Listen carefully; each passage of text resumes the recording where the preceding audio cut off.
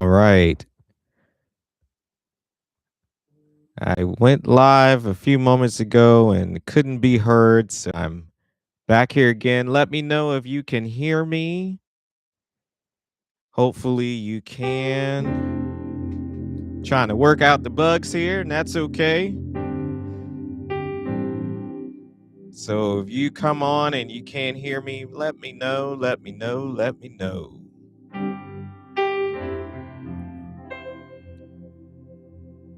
George here from Scott Studio.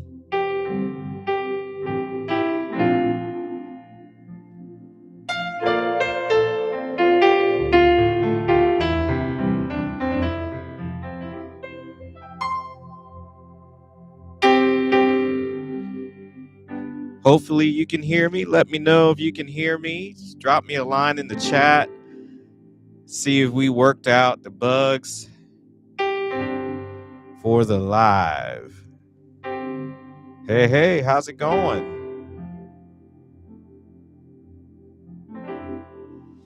How's it going? Elementary Music Rocks. I love the title. I love the handle.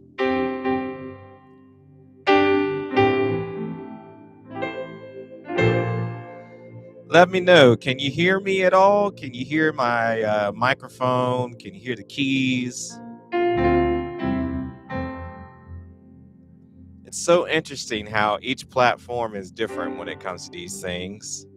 Hear everything. Wonderful. Well, thank you very much. Thank you.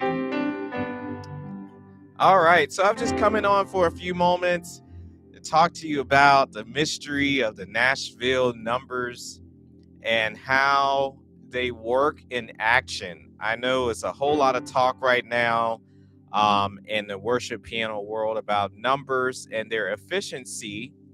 And I've met so many students that feel like the number system is this really hard, daunting thing that is impossible to master. But I'm going to show you why it would be great for you to take some time to learn it. Okay. So right now I'm playing in the key of C, and in C there are no sharps and flats. So most people know the scale as C, D, E, F, G, A, B, and C, right? So when we're talking about numbers, all we're going to do is take that scale and give it each a number. 1, 2, 3, 4, 5, 6, 7, and then 1, right? Okay. So now each scale number has a number. So I'm going to pick a simple progression. We're going to do the progression of Waymaker. Let's do that. So the progression of Waymaker is 4, 1, 5, and then 6. Okay. And this is why I tell my students it's so important to be able to think while you play, because when you learn every song, you can learn the numbers to it as well. So my recommendation is whenever you learn chords, learn the numbers. Okay. So we said it was 4, 1, 5, and then 6. All right. So let's just say you get to church and the lead singer changes and they want it in the key of F. Now, for most players, when they have learned the song in C, that is a death sentence, because now you're trying to figure out how you're going to play this song in F, and the service starts almost immediately. All right. But if I know my scale and my numbers, I can transpose it on site. So let's go to the key of F. If I know my scale, the key of F has one flat, so F, G, A, B flat, C, D, E, and F, right? So if I apply numbers, 1, 2, 3, 4, 5, 6, 7, 1, right? Now remember, my numbers to Waymaker was 4, 1, 5, 6. So 4 was B flat, F was 1, C is 5, D minor is 6, right?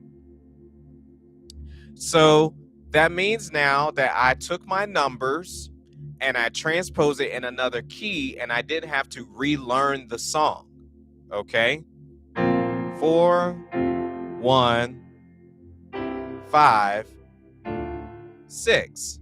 Okay? So now all I got to do, as long as I know my key and my chords, then I can apply it. Let's see. This is great. A lot of fingers. I am super guilty of that. Using multiple finger spreads and chords. And, that developed from my years of just playing by myself at church before we had a whole band and that type of thing. So, yes, I will do that. Let me circle back to, well, since we're in F, let's do it in F. Okay. So let's just say you only know the F chord is F, A, C. B flat is B flat, D, and F. D minor is D, F, and A. And C is C, E, and G. You could do the same thing, okay? Even if you're doing one finger in the left hand for your tonic or for your root, for your chord, you could still do this method that I just said, all right? So remember, what was our numbers? They were 4, 1, 5, and 6, right?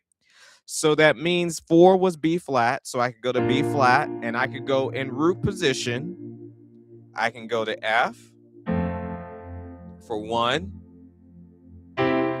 C for 5, and D minor for 6, okay? So even if I don't know my chord inversions, even if I only know my root positions, I can apply this same technique every time as long as I have learned the song with the numbers. All right, so let's take this example and go to a new key. Let's try the key of G. All right, the key of G, if you know your scale, it has 1 sharp, and that is F sharp or G flat. I know my MIDI likes to do enharmonic things, but in the key of G, this would normally be F sharp, okay? So 1 is G, C is 4, D is 5, E minor is 6. All right. So if I'm going to take that same scale, 4, 1, 5, 6, right? 4 was C, 1 was G, 5 is D, 6 is E minor. Okay. And then if I know my inversions, I can still do the inversions.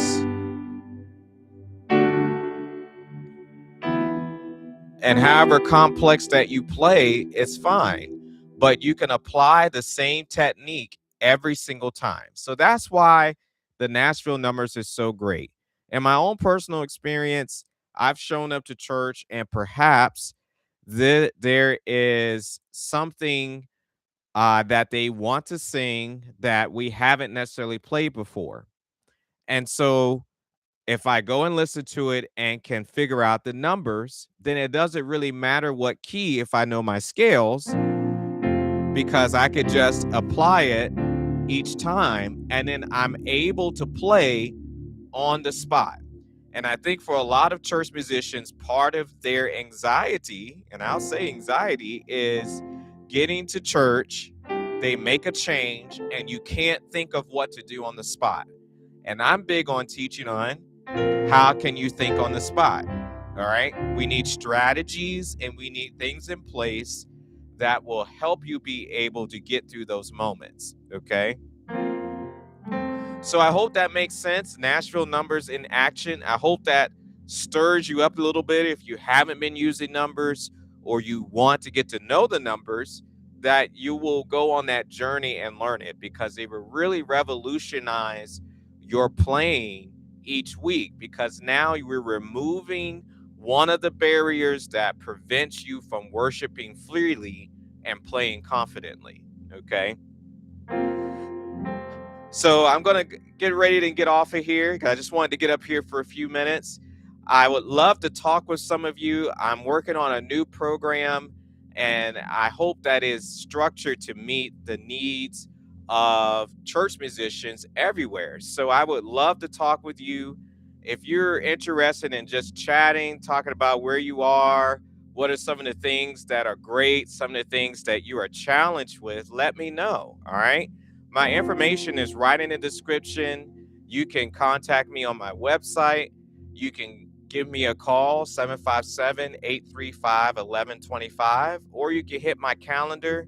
I open up some time this week where you can have some time to talk, and hopefully I can get to know you, you get to know me, and perhaps I can pass on some wisdom to you. So let me know, hit me up in the comments, or hit me up on my website, in my email, or through phone, even through text. All right.